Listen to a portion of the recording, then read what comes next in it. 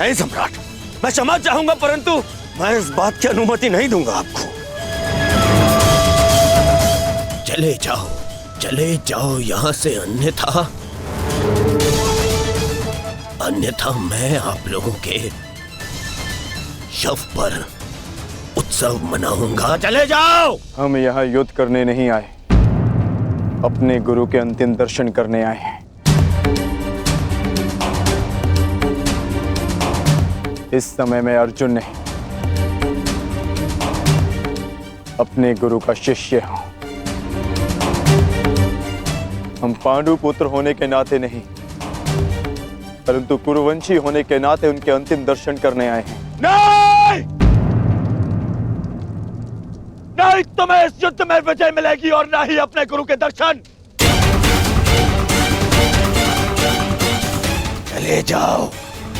चले जाओ यहां से, अन्यथा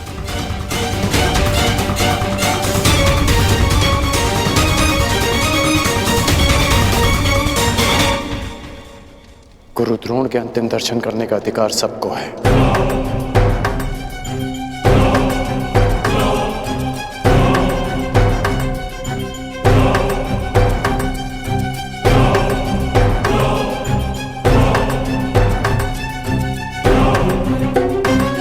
बहुत बड़ी गुरु दक्षिणा दी आपने अपने गुरु को, छल से मृत्यु दी तुमने अपने गुरु को। उन्होंने अनेकों दिव्यास्त्र सिखाए तुम सबको, परंतु विश्वासघात नामक अस्त्र का कोई उत्तर नहीं था उनके पास। धर्मराज, क्या उत्तर है आपके पास आपके छल का?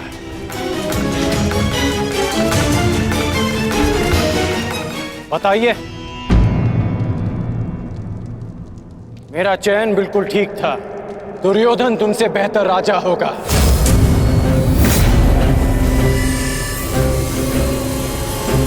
दुर्योधन की अनीतियों पर मैं क्रोधित हूं, परंतु तुम्हारी अनीतियों पर मुझे घृणा आती है।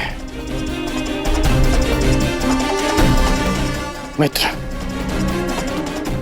शिष्य होने के नाते अपने गुरु के अंतिम दर्शन का अधिकार है इन्हें? नहीं, अंगराज ठीक कह रहे हैं मित्र।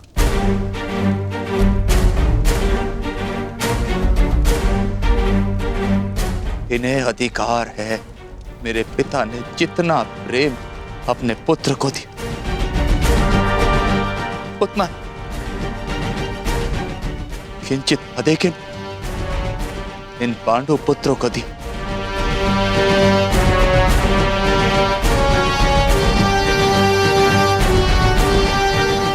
उससे भी अधिक इस अर्जुन को। एक पुत्र अपने पिता का ऋण चुकाता है, उसे जीवन देने का ऋण। मैं भी अपने पिता के दिए जीवन का ऋण चुकाऊंगा, और वो ऋण पांडवों को चुकाना होगा।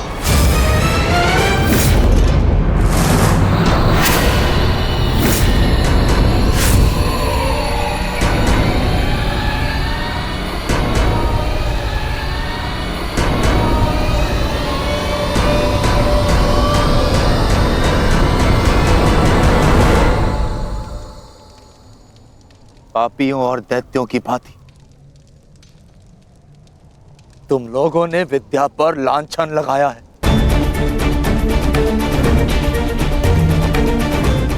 ज्ञान का नाश किया है तुम लोगों ने, नाश। धिक्कार, धिक्कार है तुम लोगों पर।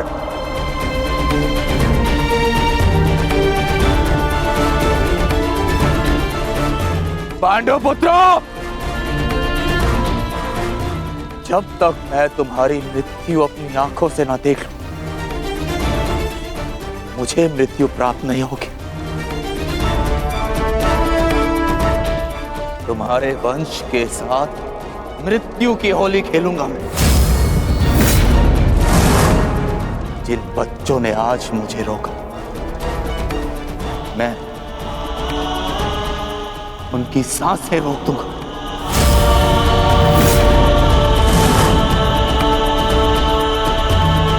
आज मुझे रोका, मैं उनकी सांसें रोक दूंगा।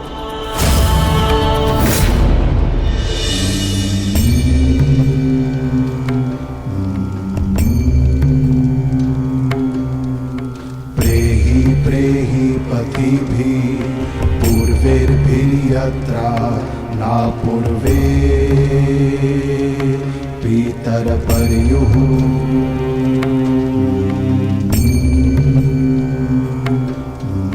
भूभराजना स्वधया मदन्तायमं पश्यासि वरुणं च दिवम्।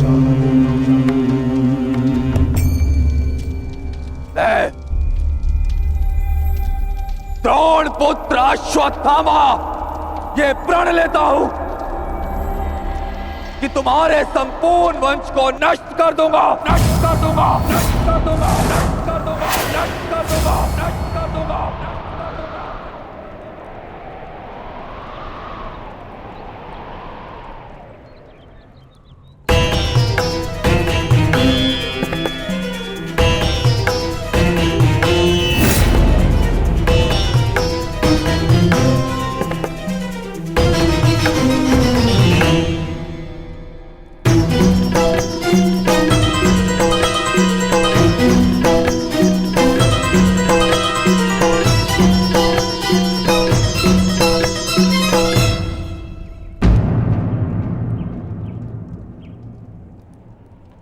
क्या सोच रही हो सखी?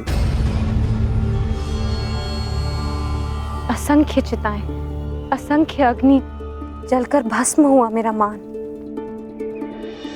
मेरा सम्मान, मेरा अभिमान, मेरे सभी संबंध,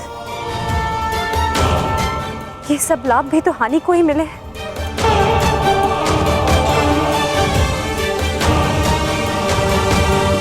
वो देखिए माधव,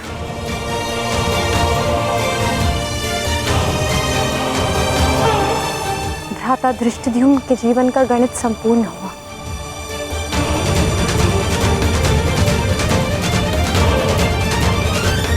अब उनके जीवन का न्यून लाभ है। इस जटिल गणित में न केवल हानि और लाभ है सखी, इस गणित के अनेकों कोण भी हैं। उधर देखो, तुम्हारी पुत्र वधू खड़ी है।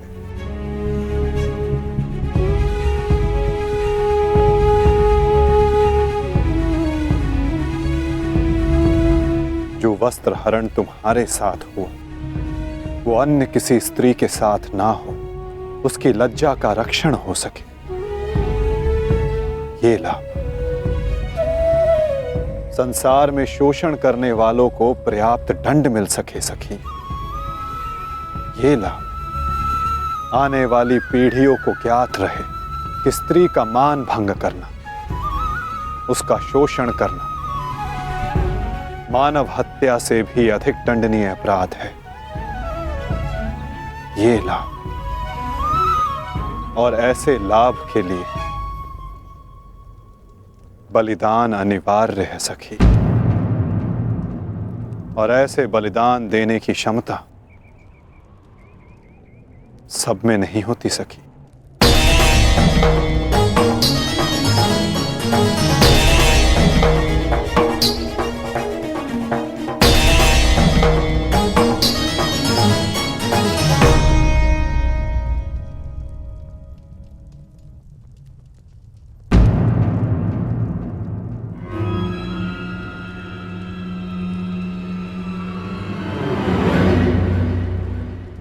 सुप्रिया का संदेश आया है भगत ग्राम से।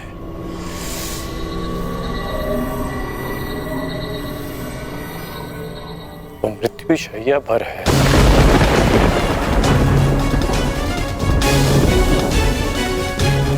इसमें लिखा है कि उसके पास अधिक समय नहीं बचा। हमें शीघ्र उसके पास पहुंचना होगा कर्ण। उसे तुम्हारी आवश्यकता है। हाँ अंगराज, ज्येष्ठ ने संदेश भेजा है, आपको शीघ्र उपस्थित होने को कहा है।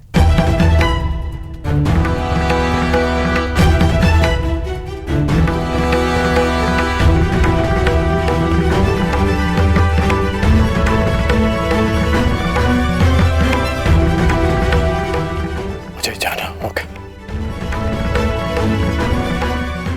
दुर्योधन के पास जाना होगा।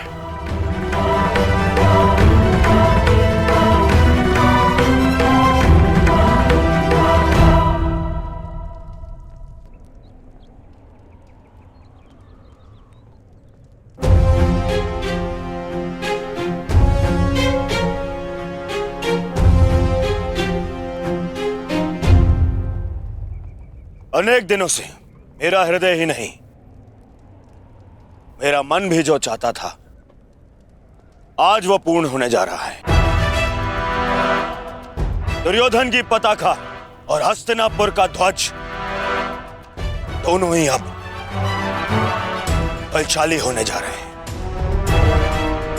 इस पताका की तीक्ष्णता और भी तीव्र होगी, क्योंकि इस पताका का नेतृत्व करेगा मेरा मित्र अंगराज कर्ण।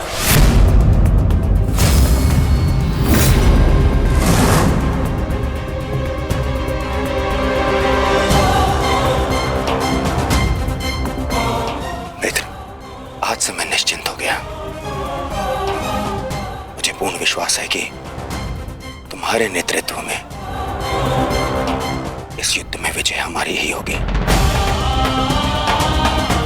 आज से हमारी सेना के सेनापति हो तुम।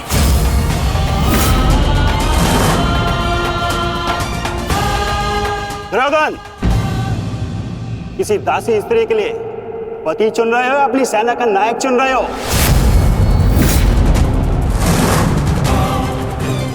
एक नीची जाति के व्यक्ति को तुम हमारे सर पे थोप नहीं सकते। किसी सारथी का पुत्र तुम्हारे उपकारों के बीते बना राजा मैं नहीं मानता कि ये सेनापति बन सकता है, क्योंकि पलतरन पैरों में शोभा देते हैं, ना कि मस्तक पर। मेरे होने वाले सम्राट, और हाँ अंगराज कर्ण, देखो तुम दोनों बुरा मत मानना। प्रश्न केवल ये नहीं है कि अंगराज सूत्र है या क्षत्रिय। प्रश्न तो ये है कि सेनापति पद किसे मिलना चाहिए। सेनापति पद के लिए आवश्यक क्या होता है? बुद्धि और शक्ति। और अंगराज, आपके बुद्धि पर किसी को कतई संदेह नहीं ना, परंतु संदेह है तो केवल और केवल आपकी शक्ति पर। अंगराज अभेद थे, अब नहीं है। कवच और कुंडल भी था इनके पास, अनेकों अस्त्र थे जो अब नहीं है, जो अब अंगराज खो चुके हैं। और हाँ, खास बात तो यह है, अर्जुन के लिए जो अस्त्र था वो भी आप खो चुके हैं। तो इसका पूर्ण अर्थ यह है दुर्योधन कि अंगराज अब उस बूढ़े शेर की भांति हो गए, जिसके दांत भी टूट गए हैं और पंजे के नाखून भी झड़ चुके हैं। और ऐसे शेर के साथ चूहे भी व्यंग करते हैं।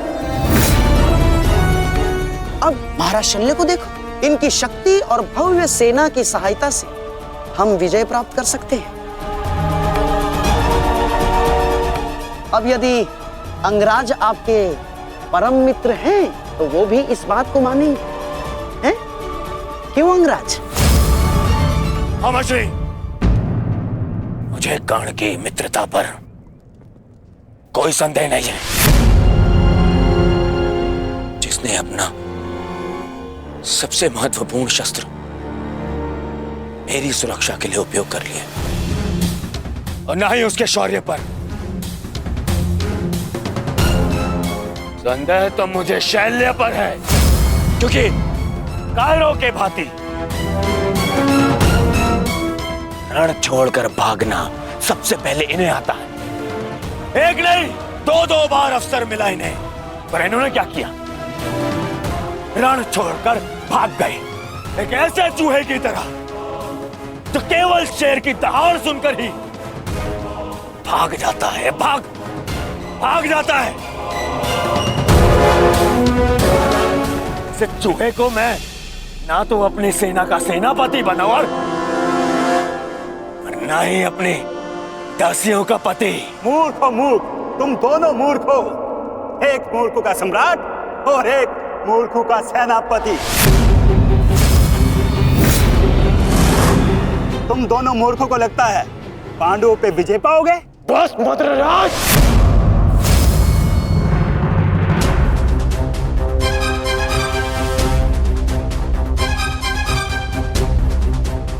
मैं भले ही छोटी जाति का हूं, परंतु तुम्हारे कार्य और तुम्हारी जीवा मुझसे भी निचली जाति के हैं। तुम्हें मेरे माता पिता का ऋणी होना चाहिए कि उन्होंने मुझे अच्छे संस्कार दिए, नहीं तो अभी तक तुम्हारी जीवा मेरे पैरों के नीचे होती।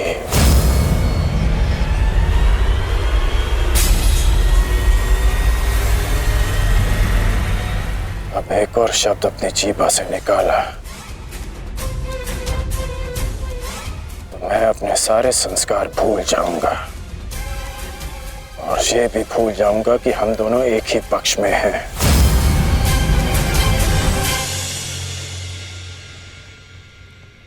कुछ भी कह लो, कुछ भी कर लो, जब तक तुम सेनापति हो मैं नहीं लड़ूंगा।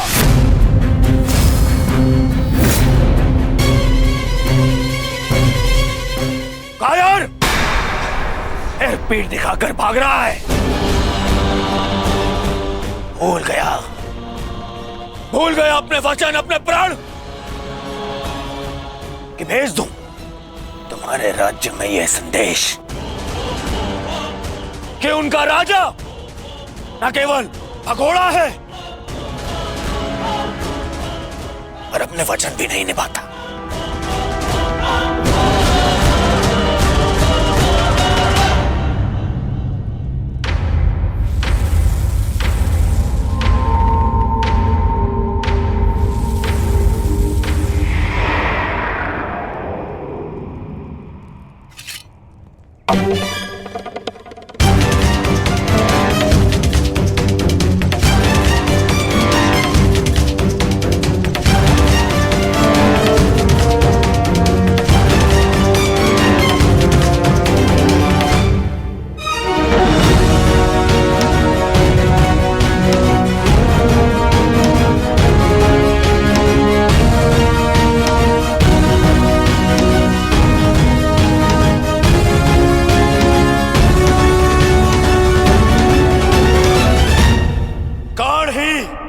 सेना का नेतृत्व करेगा।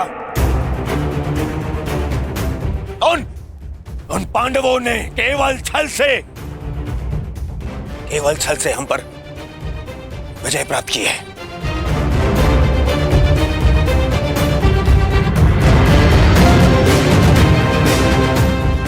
कर्ण मेरा कवच है, मेरा विश्वास है।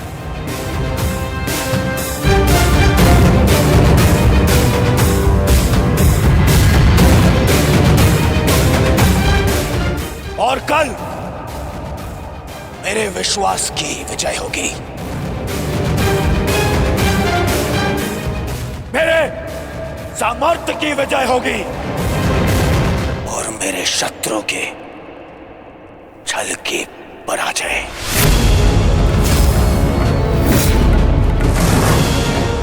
अंगराज कर्ण की, अंगराज कर्ण की, सर सेनापति की, सर सेनापति की।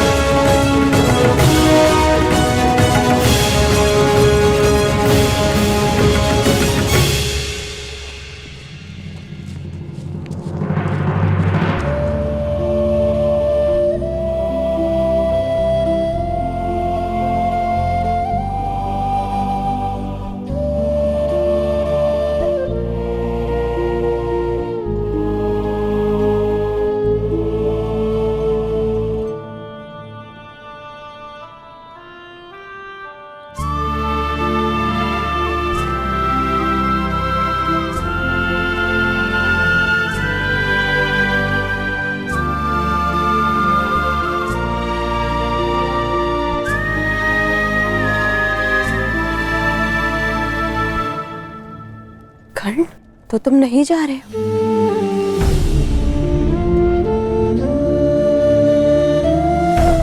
कर्तव्य का बंधन अपनों के बंधन से बड़ा होता है वृषाली। मेरे परिवार के लिए मैं अनेकों परिवारों का विश्वास नहीं तोड़ सकता। सेनापति का कार्य एक पति के कार्य से बड़ा होता है।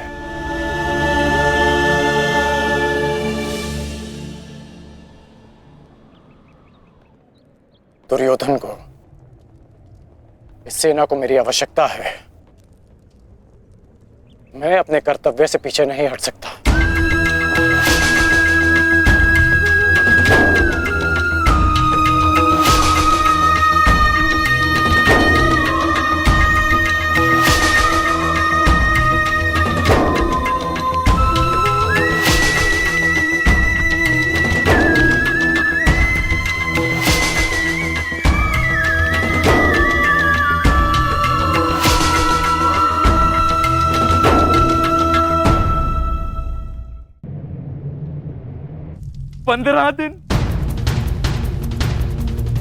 मात्र 15 दिन पूर्ण हुए हैं इस युद्ध के संजय, और इन 15 दिनों में मैंने अपनी सारी शक्ति, सारे सहारे खो दिए हैं।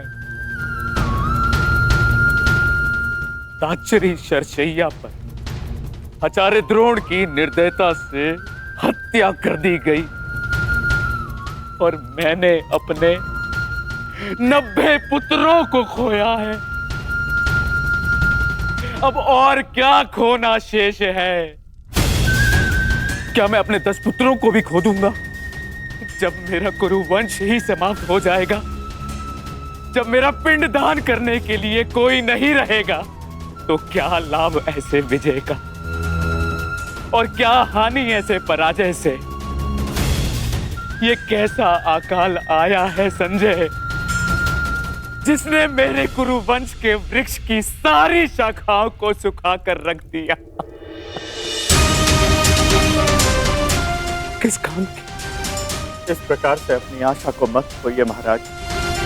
युद्ध अभी शेष है और अंगराज कर्ण ने आज ही सेनापति का पद संभाला है महाराज। वो अपने वचन को अवश्य ही पूर्ण करेंगे, और जब तक अंगराज कर्ण जीवित है महाराज, तब तक कुरुवंश के वृक्ष को कोई नहीं सुखा सकता महाराज। मुझे वो आशा की किरण नजर आती है। गांधारी, गांधारी कहाँ है? वो जा चुकी है महाराज। जा चुकी? परंतु कहाँ? उन्हें सूचना मिली है कि निकट के गांव में महर्षि वेदव्यास प्रवास कर रहे हैं महाराज, और वो शीघ्र ही कुरुक्षेत्र में जाने वाले हैं। और महारानी को आशा है इस महाविनाश को रोकने के लिए महर्षि वेदव्यास से मिलकर कोई बीच का मार्ग अवश्य निकालेंगे। जिस प्रकार से आपके पुत्रों के जन्म के समय महर्षि वेदव्यास ने विशेष सहायता की है, उसी प्रकार से आपके पुत्रों के जीवन के रक्षण के लिए सहायता अवश्य करेंगे महाराज। मूर्खता है ये, मूर्ख है महारानी। संजय, शीघ्र ही कुछ सैनिकों को भेजो और महारानी को लौट आने को कहो। महाराज भेजो।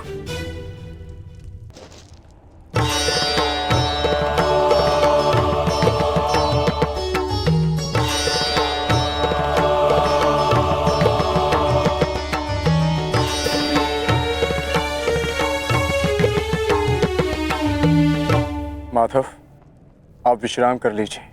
सूर्य उदय होने में केवल एक प्रहर शेष है। मुझे ज्ञात है पार्थ, और आज का ये सूर्य उदय न केवल अपने साथ प्रकाश या सूर्य की किरणें लाएगा, आज का ये सूर्य उदय अपने साथ एक परीक्षा भी लाएगा पार्थ।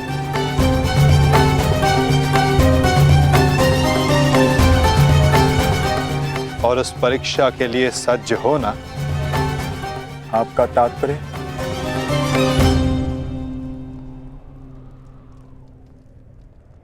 आज से व्यूह का भाग केवल भाग नहीं रहेगा पार्थ,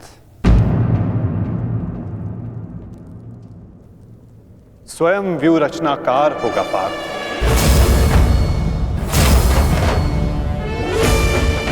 केवल आक्रमण की घोषणा होने पर वो युद्ध भूमि में आगे नहीं बढ़ेगा। समस्त कौरव सेना युद्ध भूमि में आगे बढ़ेगी पार्थ। अब अंगराज कर्ण आज्ञा लेंगे नहीं, वो आज्ञा देंगे पार्थ।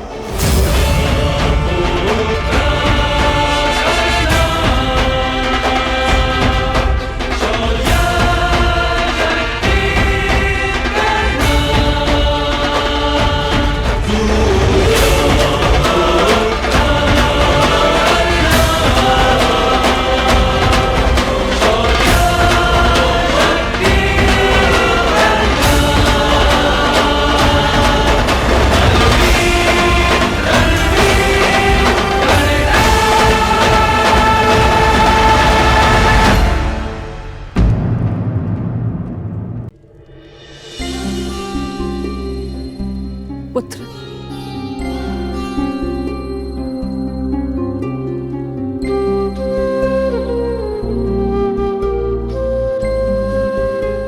प्रणिपात राजमाता, आदेश कीजिए कि ये राधे आपकी कैसे सहायता कर सकता है। अब तुम केवल राधे नहीं, कौरव सेना के सरसेनापति भी हो। तुम्हारा वचन सुनिश्चित कराने आई हूं कि सेनापति के मुकुट के भार के नीचे कहीं वो वचन न दब जाए जो राधे ने दिया था। मैं वचन देता हूं कि अर्जुन के अतिरिक्त आपके किसी पुत्र का वध नहीं करूंगा मैं। तो क्या जन्मदात्री को संदेह है कि कर्ण अपना वचन निभाएगा या नहीं? मुझे उस वचन की पूर्ति पर कोई संदेह नहीं है जो तुमने मुझे दिया है। मैं वो वचन स्मरण कराने आई हूं जो वचन तुमने अपनी पत्नी सुप्रिया को दिया था। एक पति ने अपनी पत्नी को दिया था कि आवश्यकता के समय पर वो हर समय उसके पास उपस्थित रहेगा। सुप्रिया को तुम्हारी आवश्यकता है कर्ण। जानता हूं राजमाता, किंतु मैं नहीं जा सकता।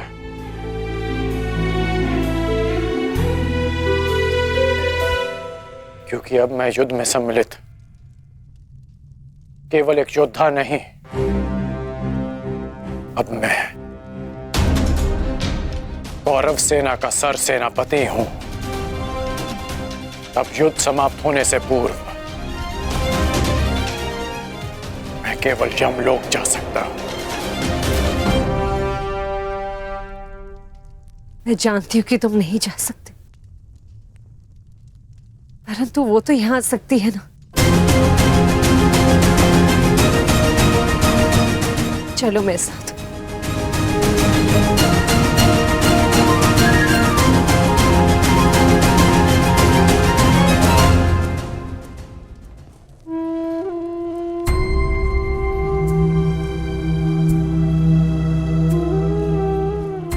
सुप्रिया,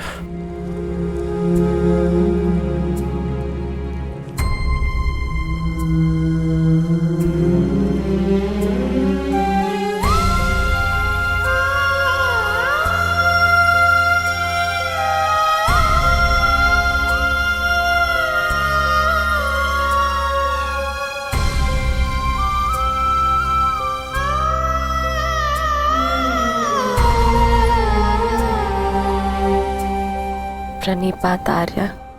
तुम अस्वस्थ हो सुप्रिया, फिर इतनी लंबी यात्रा क्यों की?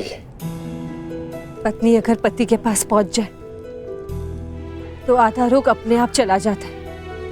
हेश नकुल और सहदेव संभाल लेंगे। उपचार के लिए इन्होंने संदेश भिजवा दिया है। उपचार की आवश्यकता नहीं है राजमाता।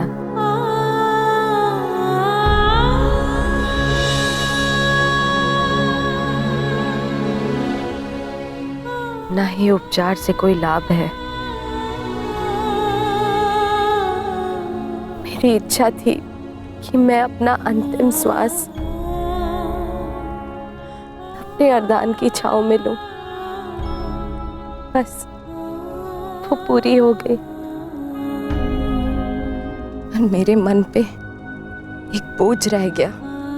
दुर्शोक में मैं अपने पत्नी होने का कर्तव्य नहीं निभा सकी,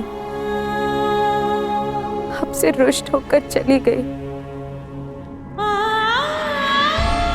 मुझे क्षमा कर दीजिए आर्य।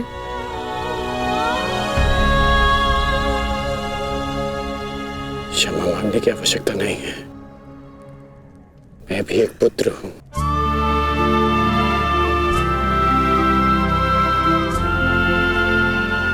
माता की वेदना समझता हूं।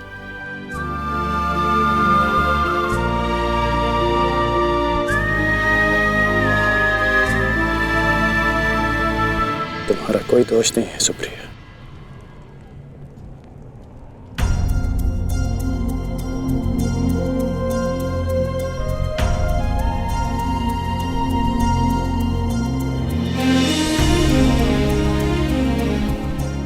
ये क्या कर रही हो सुप्रिया? महारानी हो तुम अंक की। धन्यवाद उस देवी का जिसके बलिदान से मेरे जीवन का निर्माण हुआ। मुझे ज्ञात है रुशाली, आर्यकर्ण ने एक अपहरित कन्या से विवाह किया। उसके पीछे का कारण सिर्फ तुम थी। तुम दान देने के लिए वचनबद्ध होकर, सूर्य को साक्षी रखकर वचन दोकर कि तुम सुप्रिया से विवाह करोगे। दान दो अंगराज। ये सूत पुत्र राधेकर्ण वचन देता है कि मैं सुप्रिया से विवाह करूंगा।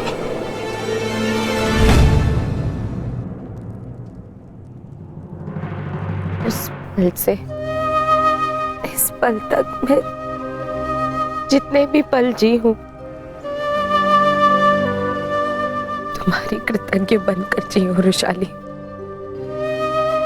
कदाचित मैंने अपने पुत्र ऋषि का नाम भी तुम्हारे नाम पर रखा। सुप्रिया, सुप्रिया आप कुछ मत कहो, बोलने से कष्ट होगा।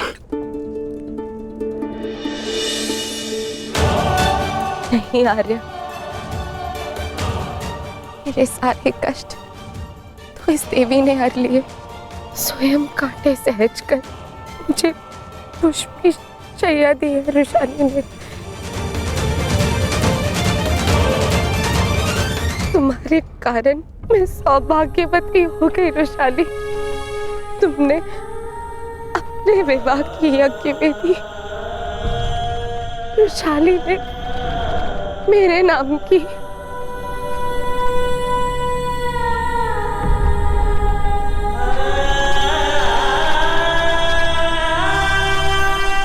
आप अपने बच्चन के लिए जाने जाते हैं ना आर्य? आपकी अर्धांगिनी होने के नाते मैं चाहती हूं कि आपका हर वचन पूरा हो, कोई भी वचन अधूरा ना रहे। आपका एक वचन है आर्य, जो मेरे कारण अधूरा रह गया था।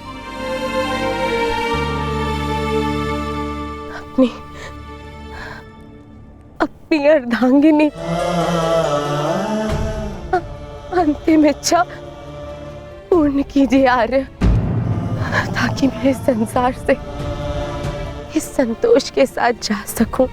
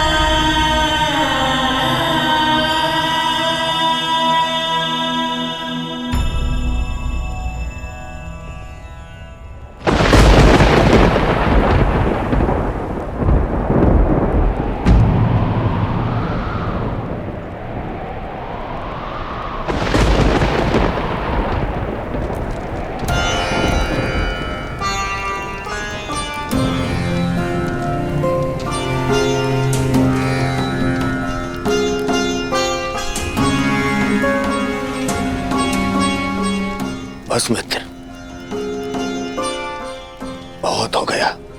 बहुत हो गया मित्र। अब सीमा समाप्त हो गई। हम दोनों की पीड़ा सह पाने की सीमा समाप्त हो गई है मित्र। अब और नहीं, अब कल अंत होगा, हमारी पीड़ा का अंत होगा। हम कल इस युद्ध का अंत करेंगे मित्र, अंत करेंगे इस युद्ध का कल ही।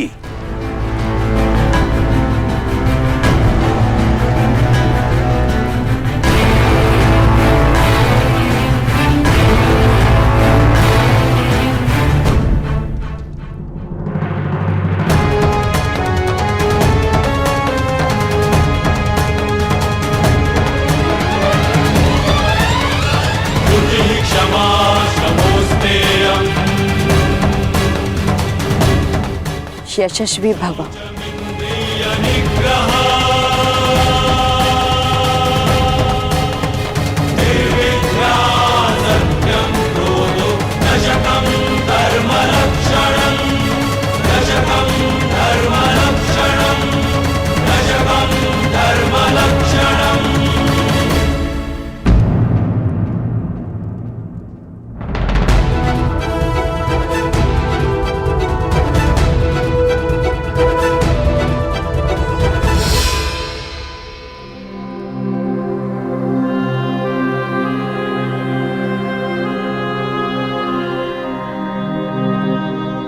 शुभम भवतु।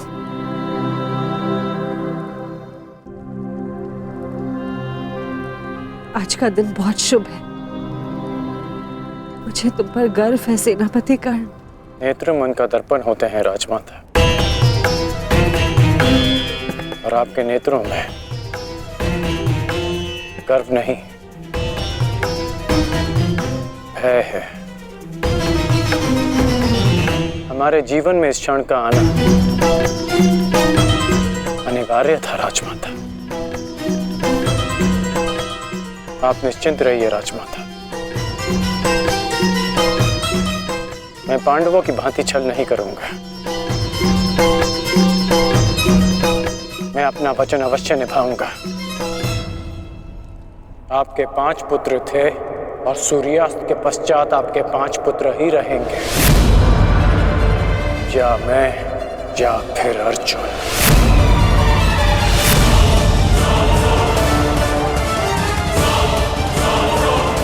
प्रणिपात राजमाता।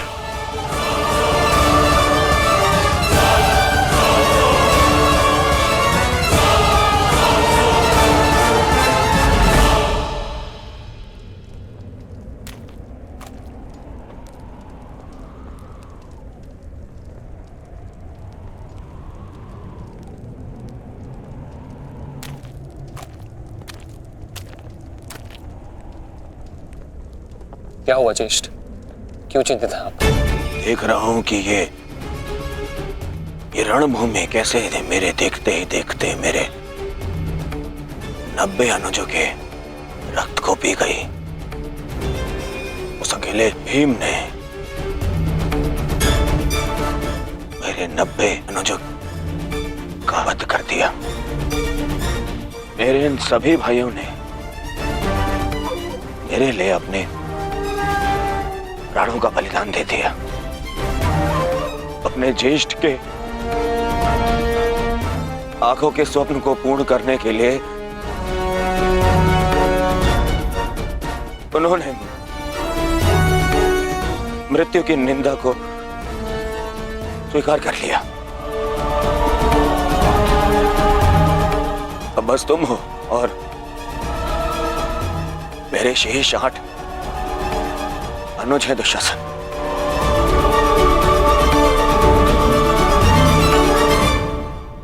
ये सोचकर मेरा हृदय कांप उठता है कि न जाने अब और किसका लहू मांगेगी ये रणभूमि।